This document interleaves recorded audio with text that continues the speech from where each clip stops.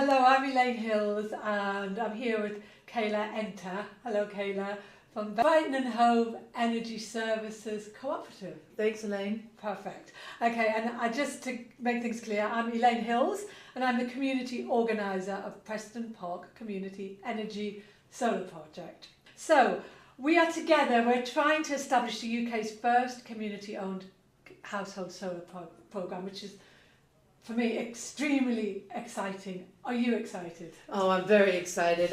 I'm so excited to be able to work with you on this, Elaine. It means a lot to us.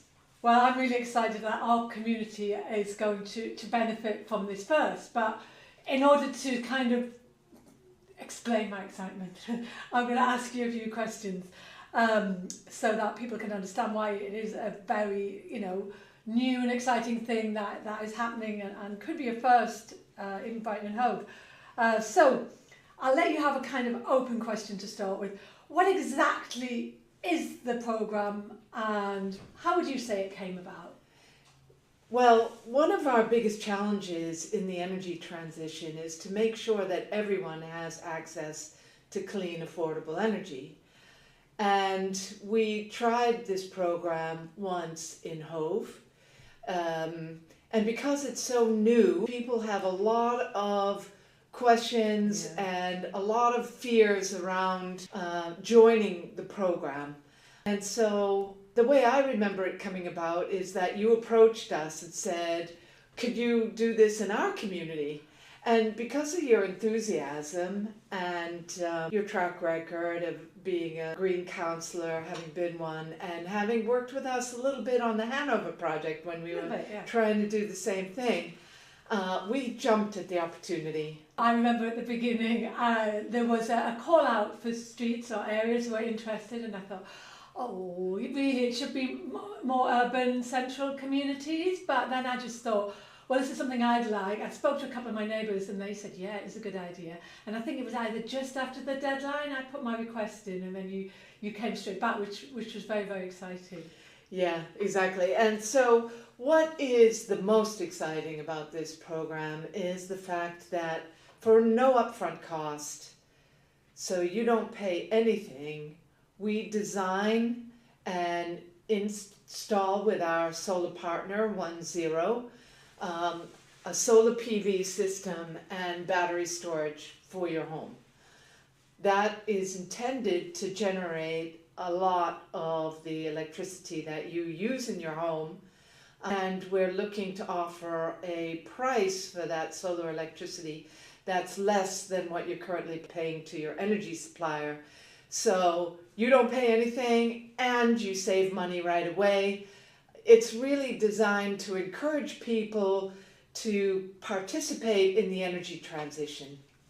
Brilliant, and I think Brighton is a great place for that to happen. I think there are a lot of people who are interested in cleaner energy and also working with the community side of it is really nice too. Yeah, obviously I'm not from Brighton and I agree, it's one of the reasons why I was attracted to moving here in the first place is because of the progressive thinking in most of the people who live in our community.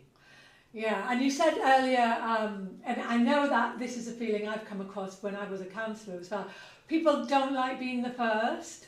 There'll be a couple who will be the first, and then, it's like with anything new.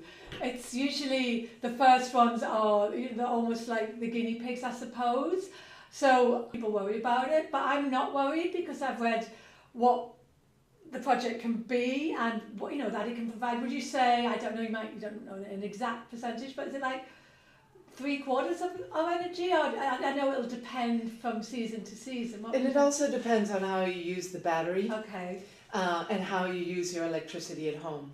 But on average, it's about 62% of your electricity needs get filled by the solar. Brilliant. Obviously in winter, when the sun isn't shining as high in the sky, there's not as much solar generation. Okay, but there is also an advantage to having the battery, is that right? In terms of how you draw from the grid when you do draw from the grid, if that's not too technical for some people, but can you explain that a little bit? Yeah, some people have what's called an economy 7 meter, so they can draw electricity from the grid at a cheaper price at night.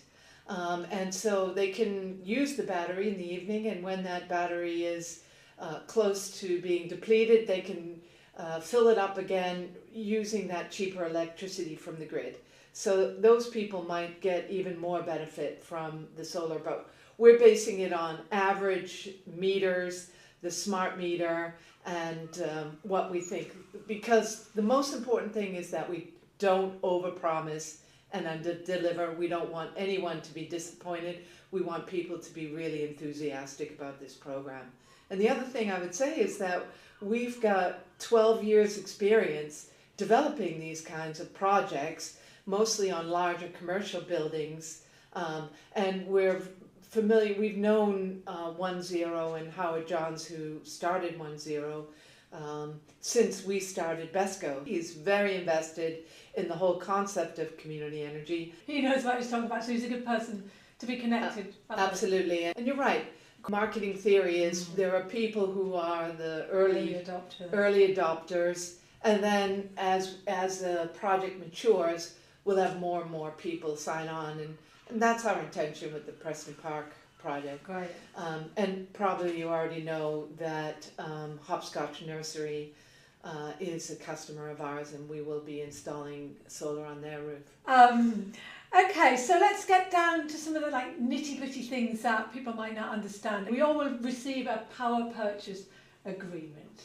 So can you run us through that, please? Yeah, sure. So you don't pay anything up front, and BHESCo is a cooperative, and we are funded by our cooperative members.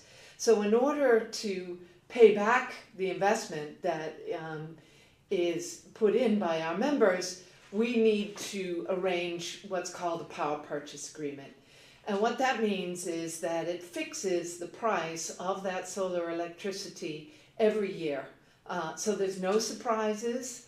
The initial price in year one is mentioned, well, every year the price is mentioned. So you can hold us accountable to... Where is it mentioned? In the power purchase agreement itself. So you have it black and white. So you already know in year two what the increment of increase will be. Absolutely, yeah. And so that will be detailed in the agreement. And we also estimate what we think your savings will be in the agreement. So the whole purpose of being cooperative and having cooperative members is that we are accountable to our members. Our customers become members of our cooperative, and so there's accountability built into our business model. So the power purchase agreement itself is the contract that's given to a person who's taking part in the project? Yes. And how long will that agreement be maintained with them? Yeah, so the thing about electricity is that it's a long-term thing. You need to see this as an infrastructure project. And so these agreements last for 25 years. Now, the average home is sold in the UK after 5 years. I think that's about the normal turnover of a house. I think probably in Brighton people stay longer in their homes. But the thing is that we can negotiate and help you with the conveyance of that property, of the solar array and battery to the buyer. So it's an ongoing thing, and it's something that adds value to your property. It improves your energy performance certificate. So it really is something that we're doing to help homeowners and hopefully tenants, hopefully landlords will get involved in this because they're going to have very tight minimum energy efficiency standards to meet, and the solar will help them meet those requirements. So if you were a typical household, I know you've already said that this changes over time, but let's just have a snapshot for the next 3 years. What will I save now, roughly? And then how, I know you've told me before that then that kind of over time becomes more of a saving. So how, if we jump to the future? Well, if you look at energy prices over the last 30 years, they've increased at about 8% a year. So we expect that energy prices will continue to rise. And so the way that we've done this initial preparation to give people an idea is In the first year, we use an average price of 23.9p per kilowatt hour. If you're paying any more than that, obviously you're going to save right away from And will this. most people be paying more than that right now? Or do you I think so. I know you're paying more than that. Am I? Yeah. So it's based on 23.9p per kilowatt hour. And so the way we've estimated it at present, based on the pricing that we've gotten in the quotes, we think that it will cost the average household about £71 more in the first year. Okay. And that's because... And that's based on right now the prices, the average right now, which obviously can change quite easily. Yeah. And then as those prices increase over time, obviously the savings start to kick in. We estimate that people will start saving on this project in year 4. Okay. And so in the second year, it will cost them £42. In the third year, £10. And then finally, in year 4, they'll start to save on their energy bills £25. And you've worked this out by looking back at the movement in prices over the past, 20 years or so? Yeah, 30 years. Right. Yeah, of course, if there's another problem with oil prices like we had when Russia invaded Ukraine and prices went through the roof, you'll be saving immediately. It's kind of like an insurance policy as well, because we own and operate the system on behalf of the householder. You don't have to worry about replacing any equipment over the lifetime of the power purchase agreement. And we monitor it on behalf of the householder. So you get all these services as well as the free, it's not free equipment because you are paying for it every year. But you're not paying anything up front for it. And I focus this on the actual area that we're operating in. It's grown recently and that's great, so more people have the possibility of doing it, because then you go away and check out what the scope could be. You could talk us through that a little bit. All right. This is a really exciting aspect of this project, and we're looking at getting some innovation funding to help us with this, because we expanded the scope to include everyone that is within the substation area.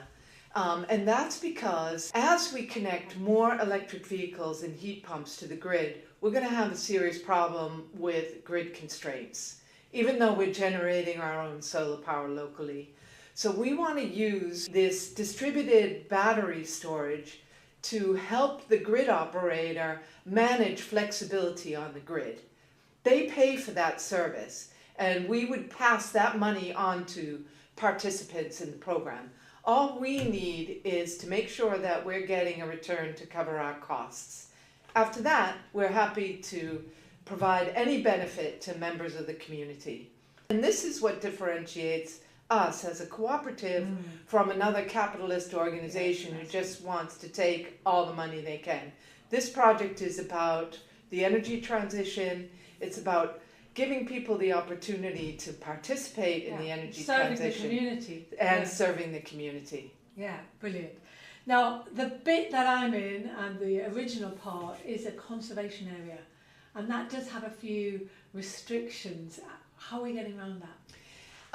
Actually, we did quite a bit of investigation on that, and we don't think that there's going to be a problem with getting planning. We are talking closely to the council about this program. They're very excited about it. They want to know how it's going to go, of course, because it sets a precedent, and it's a scalable model. So as people sign on, we can really start growing our footprint and probably make a considerable difference in Brighton and Hove. Brilliant. And I think it would be great if we can hear from people after it's gone in who can, extol the virtues of doing it. I'll definitely be one of those people. I'm imagining I will. As far as I know, it all just sounds, exactly what I want us to be doing as a community and as a city. It's brilliant. Yeah.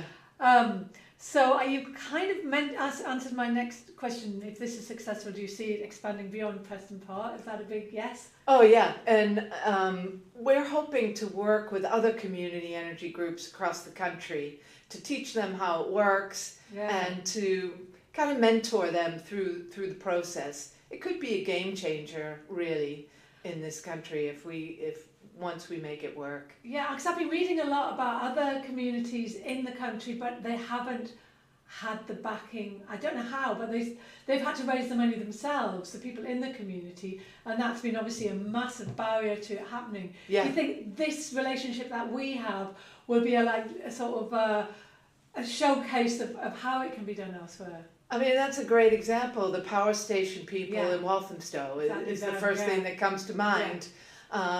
And yes, I've been in touch with them. I went up to Walthamstow to talk about the program.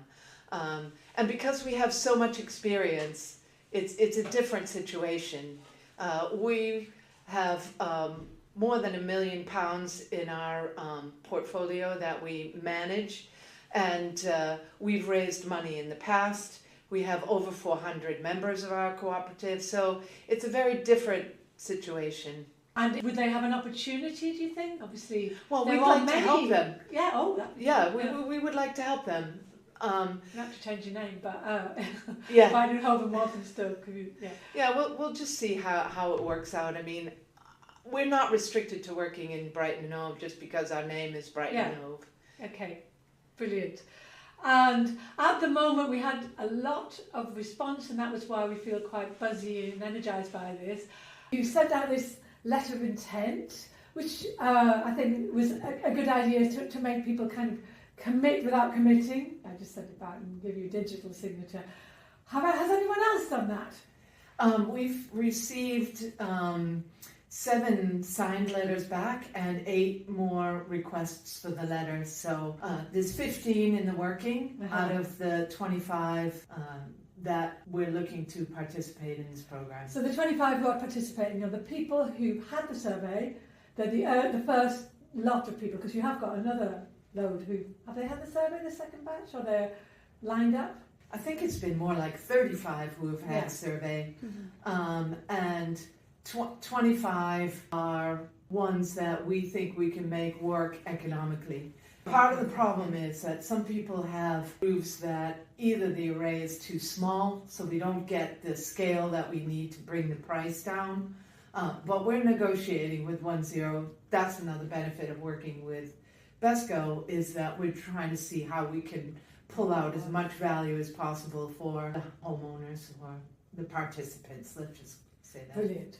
So if somebody has a letter of intent sitting in their inbox right now, they should get it signed, shouldn't they? Absolutely, you've got nothing to lose. Yeah, exactly. You're just saying that you're going to do the thing that you said you wanted to do. Yeah. The thing that we've put all this effort into. And that will save money, save carbon, and do lots of lovely things, and kind of bring the community together in a way. Right? That's another reason why we want to do this, is there's so much individuality, which is great, but really it's nice to have this kind of community cohesion, people working together to achieve something. Are we going to have a big party when it's all...